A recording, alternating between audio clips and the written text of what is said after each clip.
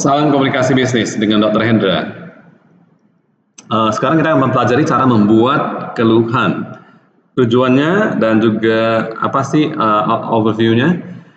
Jadi latihan ini akan membantu kita semua untuk memahami prosedur yang pantas dalam membuat keluhan tentang jasa maupun layanan produk yang kurang memuaskan. Kedua, juga mengeksplor ya, mencari tahu. Jadi berbagai jenis bahasa-bahasa yang punya pilihan ya, dan juga gaya bahasa ketika memakai keluhan tertulis maupun keluhan secara lisan. Jadi Anda akan punya beberapa kesempatan, yaitu role play, lalu kedua adalah penulisan ringkasan dan konsep mapping, lalu juga membuat informasi dan visual untuk web page, dan juga surat ya, tulisan komplain.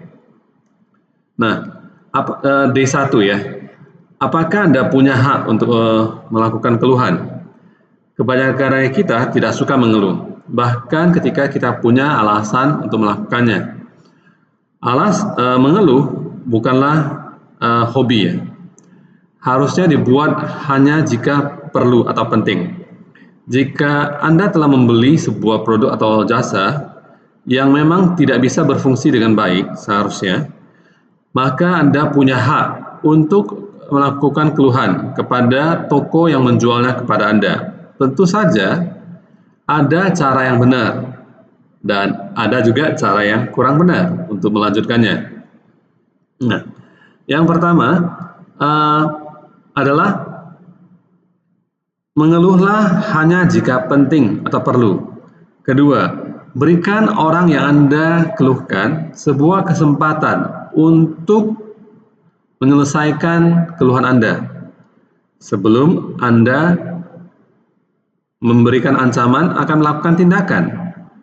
Ketiga, keluhkan kepada orang yang tepat. Tidak ada gunanya memberitahu seorang penjaga toko penjual bahwa Anda akan menuntutnya ya karena melanggar kontrak atau karena barang yang kamu beli itu tidak bisa berfungsi. Cari orang yang tepat yang harus kamu bicarakan. Kemudian hubungi orang tersebut, apakah Anda berjanji temu dulu atau menuliskan sebuah surat. Keempat, jangan marah-marah ya, kehilangan emosi. Jangan juga menyumpah serapah. Jangan menghina. Jika Anda kurang sopan atau kasar, orang lain mungkin akan sama terhadap kamu. Mulailah dengan sebuah argumen yang mudah, ya. Nah, karena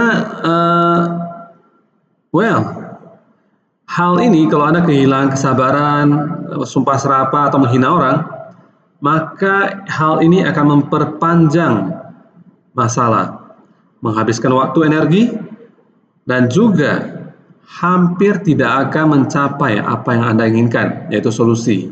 Ya. Kelima, Anda tahu hak Anda, ya, harus tahu, paham. Seringkali Anda mengeluh karena Anda pikir Anda punya hak hukum yang tidak bisa disangkal. Jadi pengetahuan yang dasar di sini yang Anda dapatkan bisa saja bermanfaat bagi Anda dan juga orang yang sedang kamu keluhkan. Ya. Keenam, sabarlah, bersabar. Kadangkala perlu waktu berminggu-minggu ya untuk masalah tersebut supaya didapatkan solusinya. Khususnya jika Anda berurusan dengan perusahaan yang besar, ya, atau jika keluhan Anda cukup rumit ya. 7. Ucapkan terima kasih. Jika seorang yang telah kamu minta bantuannya dan telah membantu Anda, ucapan terima kasih membantu menjamin Anda akan mendapatkan layanan yang baik lain kali. Baik. Latihannya adalah judulnya tidak adil. A.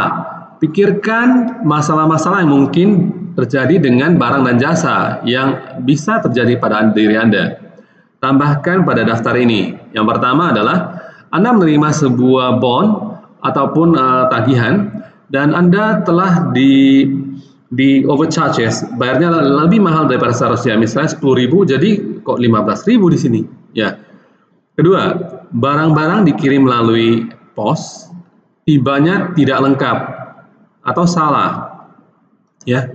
Nah, tuliskan yang berikutnya juga, 5 lagi. Yes. B. Saat Anda punya masalah dengan produk atau layanan yang telah Anda beli, misalnya hotel ataupun tiket pesawat dan sebagainya. Langkah pertama Anda adalah menghubungi penjualnya dengan telepon ataupun secara pribadi. Ya, 4 mata.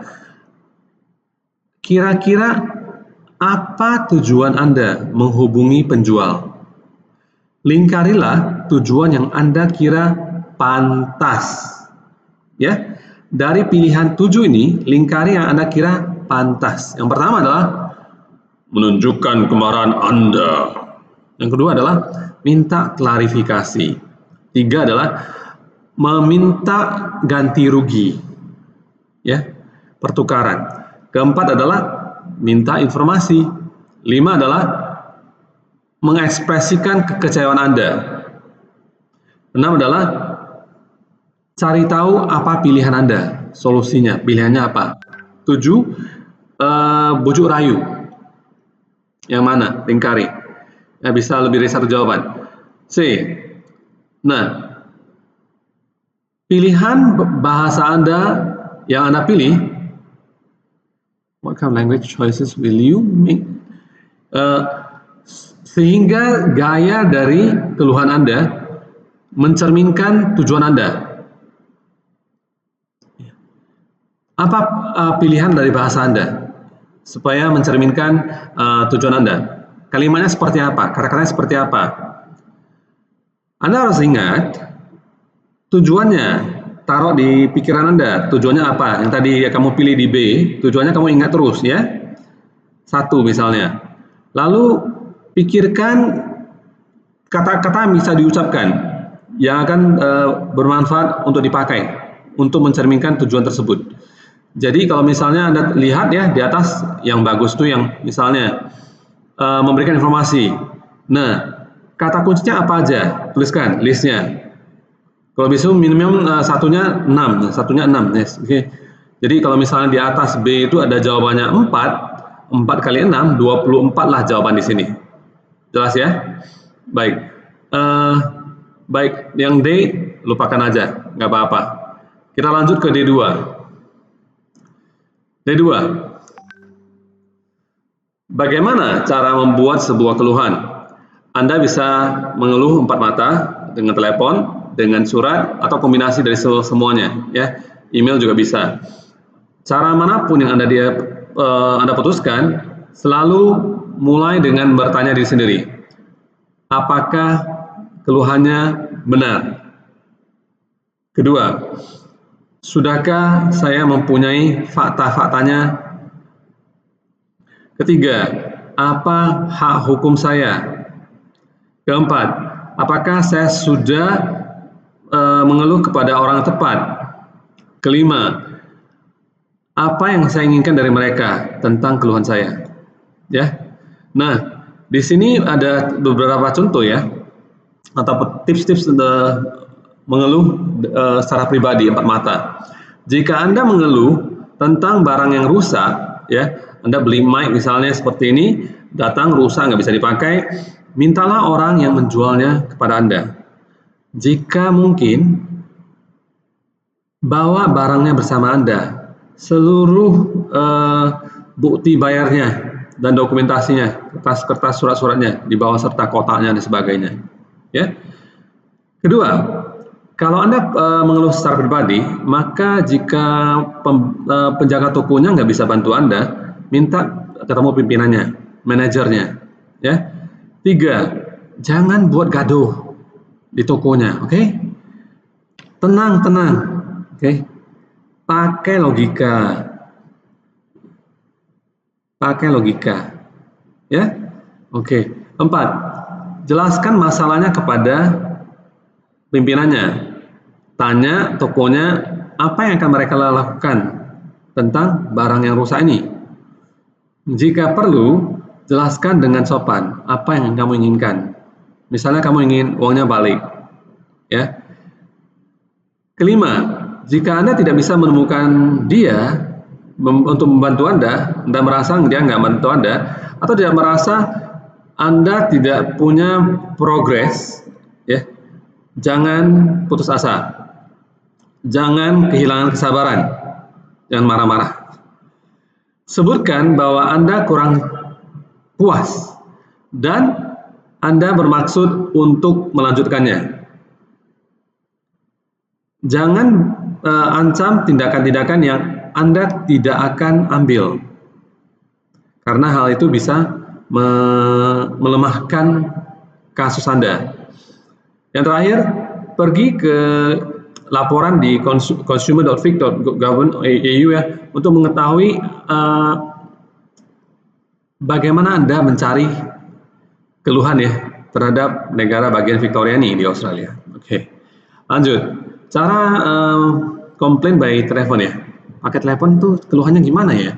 Sebelum Anda ngambil telepon, tanyalah beberapa pertanyaan berikut. Bagaimana saya mau memulai percakapannya? Kedua, siapa yang saya ingin bicarakan kepada? 3, apa yang mau saya bicarakan? Keempat, apa yang saya inginkan? Saya minta apa nanti? Kelima, suara saya seperti apa? Keenam, apa yang mungkin dikatakan oleh penjual dan bagaimana saya mengharapkan mereka untuk merespon keluhan saya. Ketujuh, sudahkah saya mempunyai seluruh fakta yang saya dapatkan? Apakah semua bukti bayar dan juga dokumennya sudah relevan, sudah benar? Ke-8, sudahkah saya mempersiapkan pulpen dan juga kertas supaya merekam poin-poin penting dari percakapan? Itu dalam percakapan. Nah, when you get through the person you need to speak with, ketika Anda sudah dapat orang yang kamu ingin bicarakan dengan, maka pertama, bicarakan agak pelan dan dengan jelas. Jika menghubungi kantor pusat, Anda mungkin mendapatkan operator duluan. Jika demikian, beritahu bahwa Anda punya keluhan dan ingin berbicara dengan pimpinannya, customer service manager, atau seseorang yang memang bisa membantu menangani hal ini. Berikutnya, dapatkan nama mereka. Siapa yang kamu bicara dengan? Keempat, tuliskan tanggal waktunya bicara.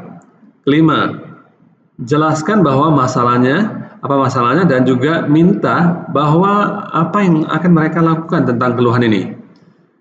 6. Jika Anda kira Anda berhak mendapatkan uang Anda balik, katakan aja. 7. Tuliskan dengan ringkas apa yang dia katakan, apa yang dia respon. 8. Jangan pernah marah. 9. Kalau bisa direkam, karena jika masalah Anda tidak diselesaikan, Anda mungkin akan perlu muncul ya, dan juga muncul memberikan solusi atas masalah. 10. Jika Anda gagal, jangan menyerah. Tuliskan sebuah surat keluhan, dan jika perlu, tuliskan beberapa nasihat yang Anda tuliskan dalam surat tersebut. Dan yang berikutnya boleh cek di website ya. Baik, latihannya. Keluhan verbal, keluhan lisan. Latihan 1. Melalui telepon atau maunya dari empat mata aja. Yes.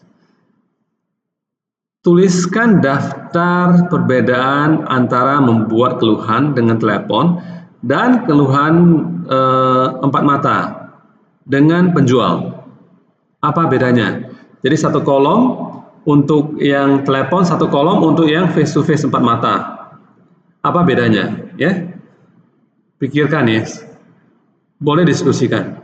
Exercise 2, latihan 2, role play lagi. Boleh 2 orang, tuliskan sebuah skrip untuk percakapan antara sebuah penjual dan juga seorang yang juga melakukan keluhan tentang produk atau jasa. Keluhannya bisa melalui telepon, bisa 4 mata. Buat skrip tersebut se-real mungkin ya, senyata mungkin. Ingatlah bahwa di kehidupan nyata, orang yang kamu bicarakan bukan orang yang benar. Tuliskan percakapan antara dua orang ya.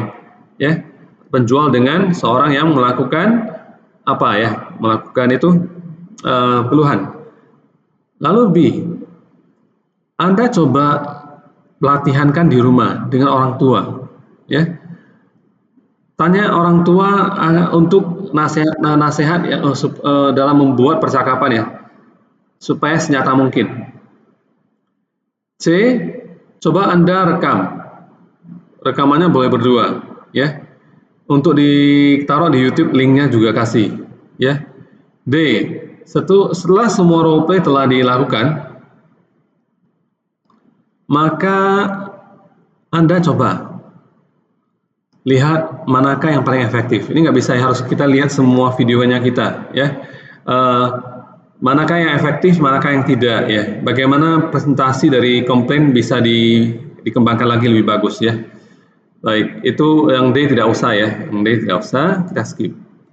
Nah, complain by letter, pakai surat untuk mengeluh. Kadang-kadang kita perlu menulis surat ya, saat Anda punya masalah dengan barang dan jasa yang telah Anda beli.